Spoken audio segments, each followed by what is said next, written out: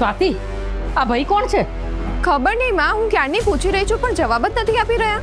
હા, મને લોકેશન બહુ ગમી ગયું છે. ને આ ઘર તોડવામાં કેટલા દિવસ લાગશે?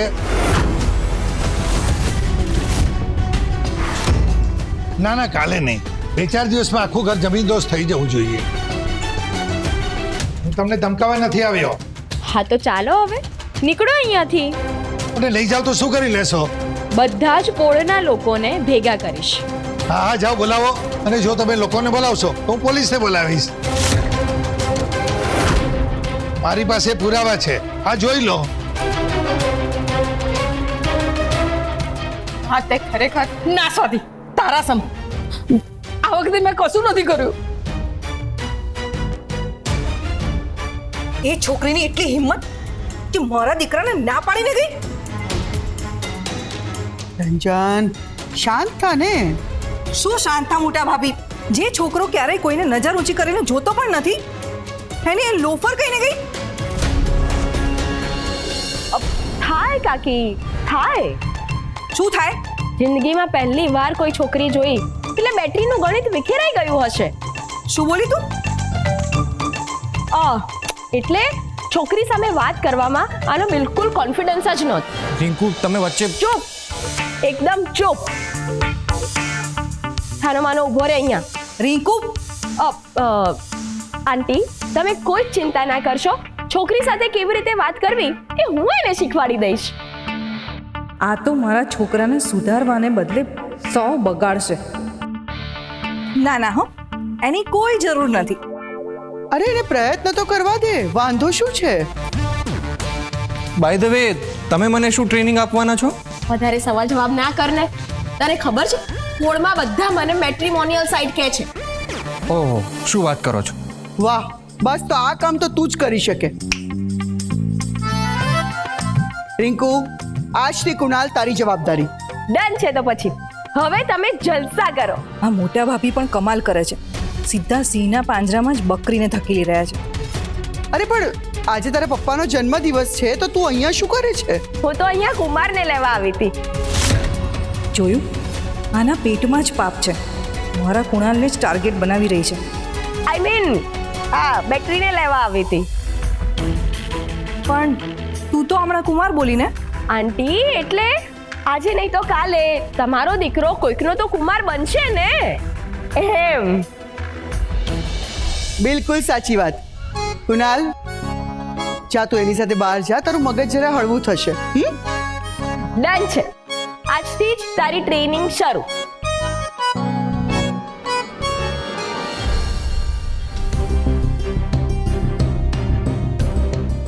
હે ભગવાન, મારા કુણાલને સાચવજો, નહીં તો આ છોકરી એક દિવસ મારા કુણાલને મારી જિંદગીમાંથી આ જ રીતે ખેંચીને લઈ જશે. કુમાર, અમારી જેટલી ક્ષમતા હતી ને એમ સાદું જમવાનું જ બનાવ્યું છે. હો મમ્મી, આટલું પ્રેમથી બનાવેલું જમવાનું સાદું ના કહેવાય. હા મમ્મી, ભાઈ તો ડાયટ પર છે એટલે વધારે નહીં જમે, પણ હું તો ભરપેટ જમીશ.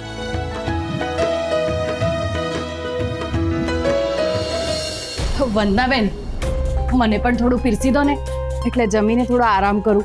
મીનાક્ષીબેન, આ શું કરો છો? પહેલા છોકરાઓને શાંતિથી જમી લેવા દો, પછી આપણે આરામથી જમીએ છીએ. કેમ વળી? અમારા ઘરમાં પહેલેથી એવો નિયમ છે. મીનાક્ષીબેન, એક કામ કરો ને, અંદર રસોડામાં શાકની તપેલી રહી ગઈ છે, તમે જઈને લઈ આવો. અને હા, ગઈકાલે સાંજે તમે શું કહ્યું એ તમને તો યાદ જ હશે ને? મોમ, જાને હવે.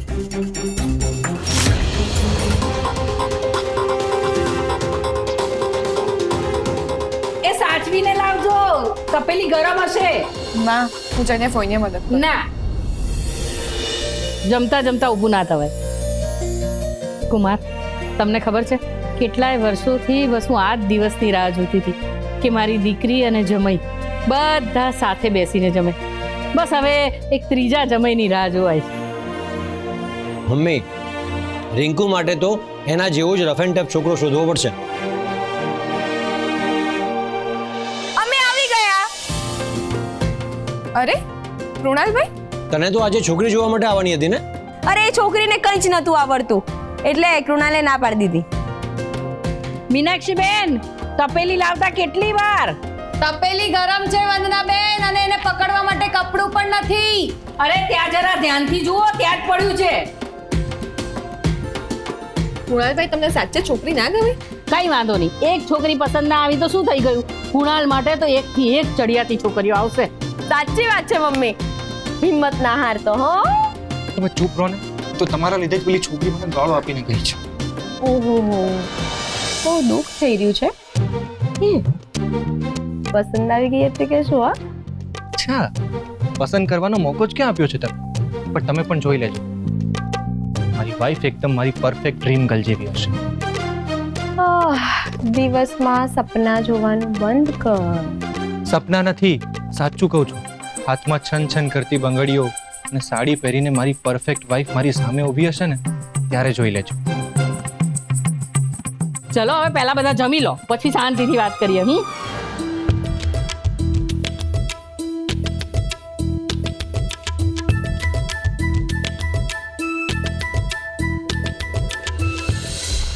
વાહ, આજે જમવાની મજા આવી ગઈ. એકદમ સાચી વાત. આંટી જમવાનું એકદમ સિમ્પલ પણ ટેસ્ટી બનાવે છે. રાઈટ. Excuse me.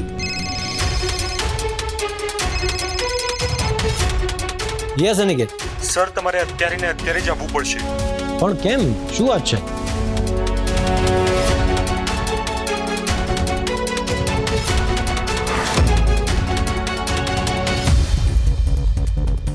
ઠીક છે, હું હમણાં જ આવું છું. બાય.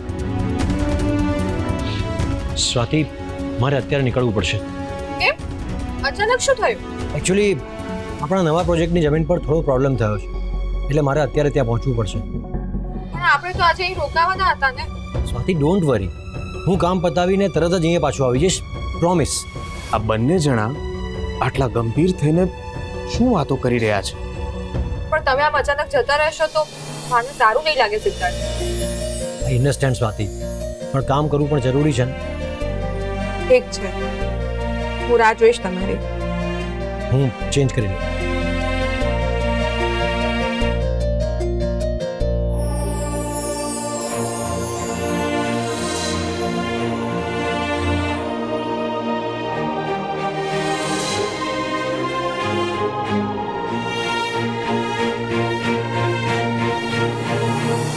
સિદ્ધાર્થ મારી આસપાસ નથી હોતા ત્યારે મારું મન આટલું બેચેન કેમ થઈ જાય છે? હે ભગવાન, એમના પર કોઈ મુશ્કેલી ના આવવા દેતા.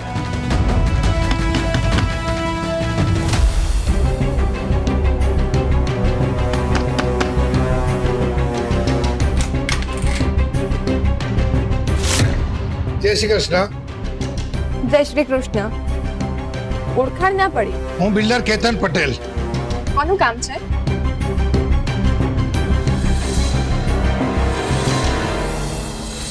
તમે પરવાનગી વગર ઘરમાં કેમ ઘૂસી ગયા?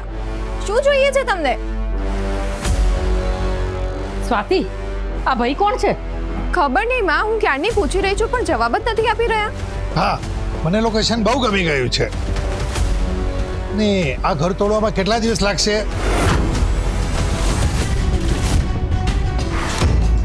ના ના, કાલે નહીં, 2-4 દિવસમાં આખું ઘર જમીનદોસ્ત થઈ જવું જોઈએ.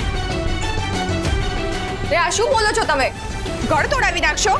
ઓ બિલ્ડર સાહેબ, આ ખુલ્લી આંખે જોયેલા સપનાને ખિસ્સામાં મૂકો અને જે સ્પીડે આવ્યા છો ને એ સ્પીડે અહીંથી નીકળો. ઘરની બહાર હું નહીં, તમે બધા જશો. આ અમારું ઘર છે, અમે શું કામ ઘરની બહાર નીકળીએ? અત્યારે ને અત્યારે તમે ઘરની બહાર નીકળી જાઓ, બાકી બધા જ પોળવાળાને ભેગા કરીશું. એકદમ સાચી વાત છે સ્વાતિની. જુઓ, હું તમને છેલ્લી વાર કહું છું, શાંતિથી અહીંથી નીકળી જાઓ, બાકી હું ધક્કા મારીને કડાવડાવીશ તમને. એ ગાંડી છોકરીઓ, એક વારમાં તમને મારી પાસે સમજાતી નથી? Oh hello mister. Ketan Patel, builder Ketan Patel. હા, એ જે હોવે, તમે તમારી જીભ કાબુમાં રાખો. આ લોકોને સાચે જ કશી ખબર નથી કે પછી મારી સાથે નાટક કરી રહ્યા છે? લાવ, પત્તા ખોલી દો. તમારું મોઢું કેમ બંધ છે? બોલો હવે. મેડમ, હું અહીં તમારી પાસે ઘર વેચવાની ભીખ માંગવા નથી આવ્યો. તો હું તો ફક્ત એટલું જ કહેવા આવ્યો છું કે આ ઘર આજે ને આજે ખાલી કરી દો, કારણ કે આ ઘર તો વેચાઈ ગયું છે.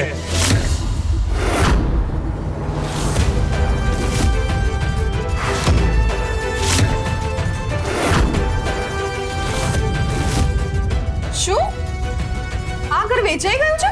હા અરે બાપરે, આ તો વાર્તામાં નવો ટ્વિસ્ટ આવ્યો. હવે પિક્ચર જોવાની મજા આવશે. સર, તમે મને ઓફિસની જગ્યાએ અહીં કેમ બોલાવી? મારે સ્વાતિના ઘરે પાછા જવાની ઉતાવળ છે એટલા માટે. ઓકે સર, આ પેપર્સ છે, એકવાર ક્રોસ ચેક કરી લો.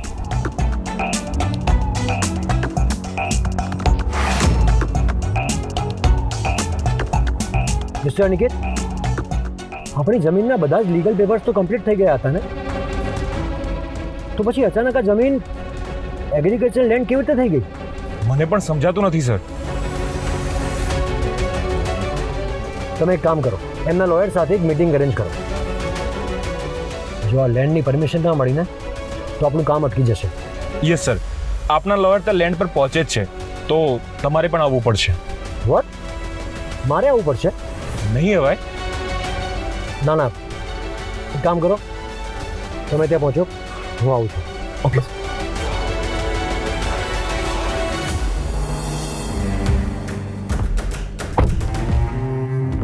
કોણ?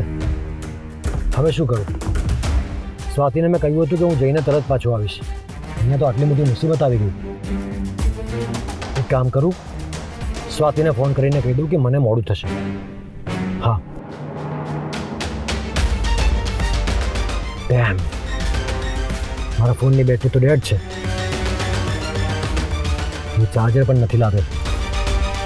હવે શું કરું?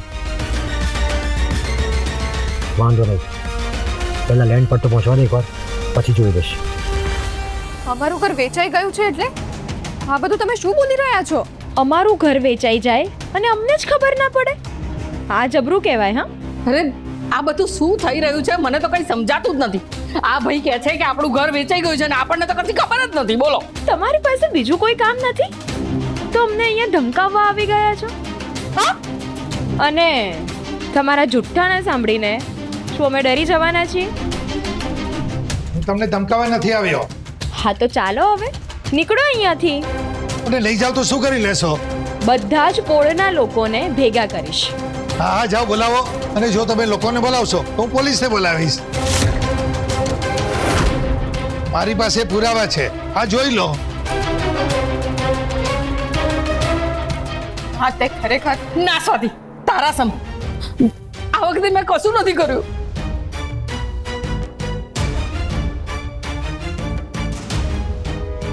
તમારી પ્રોબ્લેમ શું છે?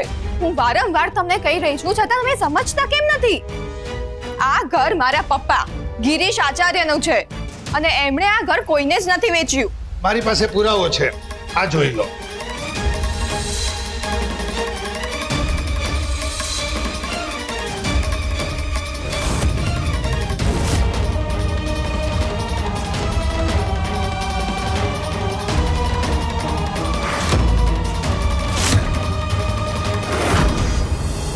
આમાં સ્પષ્ટ લખ્યું છે કે તમે હવે આ ઘરમાં નથી રહી શકવાના.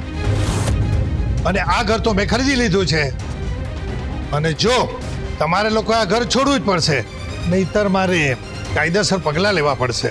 સ્વાતિ, આ ભાઈ શું બોલે છે? આ બધું થયું કેવી રીતે? સ્વાતિ, આપણે આ ઘર છોડવું પડશે. કાગળમાં તો એવું જ લખ્યું છે દીદી. આ બધું સાવ નકલી છે. ચોર લોકો કઈ થોડી સાચા પેપર્સ લાવવાના. પિંકુ, મને જોવા દો તો. પિંકુ, આ કાગળ તો સાચા જ છે.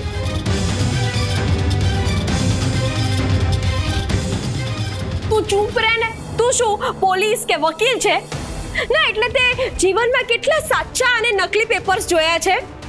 માણસ ઓળખવાની તો ખબર નથી પડતી ને પેપર ઓળખવા નીકળ્યો છે. અરે પણ ચૂપ!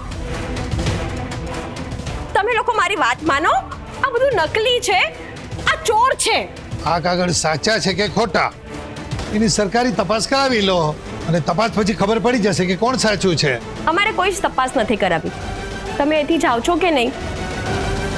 ક્યારની તમારી લવારી સાંભળું છું. એ જીભ સંભાળીને વાત કર. મારું મગજ વધારે છટક છે ને તો જેવા આવ્યા છો એવા પાછા નહીં જઈ શકો.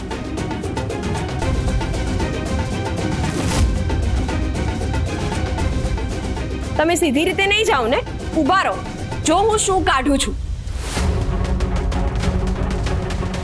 હવે જુઓ હું શું કરું છું. શાંત રહે.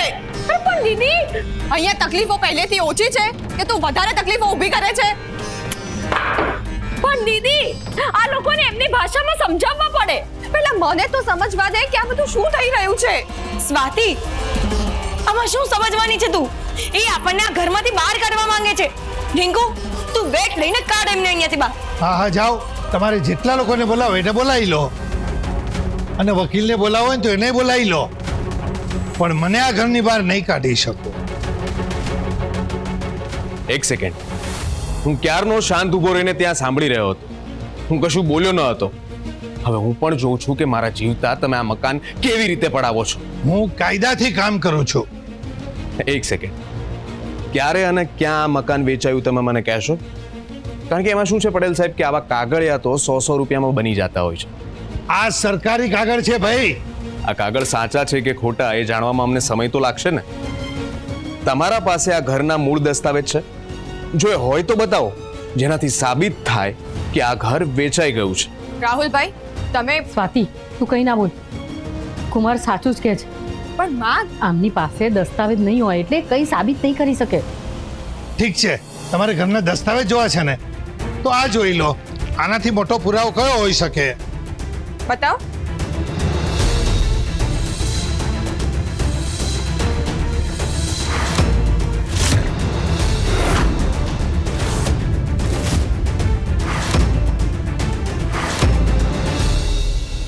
આ બિલ્ડરની વાતમાં કંઈક તો દમ લાગે છે. બાકી આવી રીતે આટલા એટીટ્યુડથી બધા પેપર્સ લઈને ના ફરતો હોય.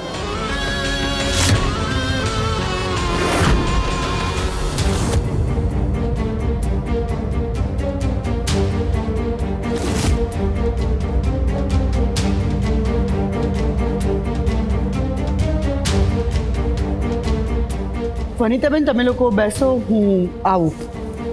એક મિનિટ મોટા ભાભી. કંઈ કામ હોય તો બોલો, બાકી મને તમારી સાથે વાત કરવામાં કોઈ રસ નથી. હું માનું છું મોટા ભાભી કે મારાથી ભૂલ થઈ ગઈ છે, એના માટે જ તો હું માફી માંગવા આવ્યો છું. મોટા ભાભી, મારે અહીંયા પાછું નહોતું આવું, પણ પ્રકાશે જે કર્યું છે એનો અમને પસ્તાવો છે. પસ્તાવો? હા, એ સતત એક જ વાત કરી રહ્યા છે કે એમને તમારા બધાની માફી જોઈએ છે, અને મને પણ એવું લાગ્યું કે એ ગિલ્ટી ફીલ કરે છે, એટલે હું એમની સાથે આવી. વનિતાબેન, પ્રકાશ કુમારે સ્વાતિના ચારિત્ર પર આંગળી ઉઠાવી છે. હું આપની માફી માંગુ છું મોટા ભાભી. માફી ભૂલની હોય, ગુનાની નહીં. સારું એ જ રહેશે કે તમે બંને અહીંયાથી નીકળી જાઓ. મોટા ભાભી, હા શું બોલો છો તમે? વનિતાબેન, તમે આ ઘરના દીકરી છો. તમે અને ચિંટુ ગમે ત્યારે આ ઘરમાં આવી શકો છો. તમારા આવવાથી મને કોઈ વાંધો નથી. પ્રકાશ કુમાર, આઈ હોપ તમે બંને સમજી ગયા હશો. મોટા ભાભી, મને ખોટી ના સમજતા, પણ લગ્ન પછી દીકરીનું સાચું ઘર એનું સાસરું જ કહેવાય ને. અને જ્યાં મારા પતિ ના રહી શકે ત્યાં હું કેવી રીતે રહી શકું? મોટા ભાભી, મેં બધી વાત સાંભળી. વનિતાબેનની વાત સાચી છે. ખરેખર પ્રકાશ કુમાર ગિલ્ટી ફીલ કરી રહ્યા છે. તને ખરેખર એવું લાગે છે? હા ભાભી, તમે જુઓ તો ખરા.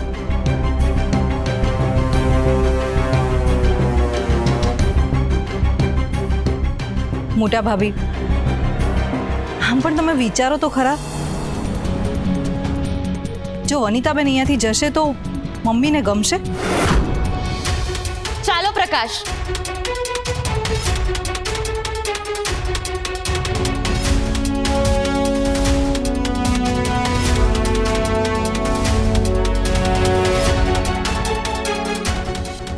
વનિતા, આવજો મોટા ભાભી.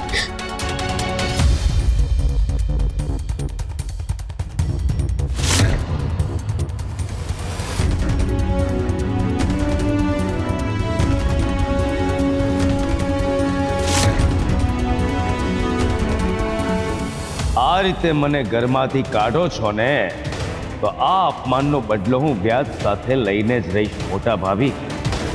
દાગીનાની ચોરી કરીને તમારા બિઝનેસમાં કરોડોનું નુકસાન તો મેં કરાવી દીધું, પણ મને લાફો મારીને તમારા દીકરાએ જે ભૂલ કરી છે એના માટે તો એણે આખી જિંદગી પસ્તાવવું પડશે. પ્રકાશ, પથરાય તો અજવાળું, નહીં તો કાયમ અંધારું. આ કાગળો તમને ક્યાંથી મળ્યા? એ તમારે જાણવાની જરૂર નથી. પપ્પાએ તમને આ દસ્તાવેજ નથી આપ્યા તો કોણે આપ્યા? કારણ કે આ ઘર અને જમીન તો પપ્પાના નામે જ છે ને. તમારી ભૂલ થઈ રહી છે. એટલે આ ઘરના માલિક ગિરીશ આચાર્ય નહીં, સિદ્ધાર્થ પાટીદાર છે.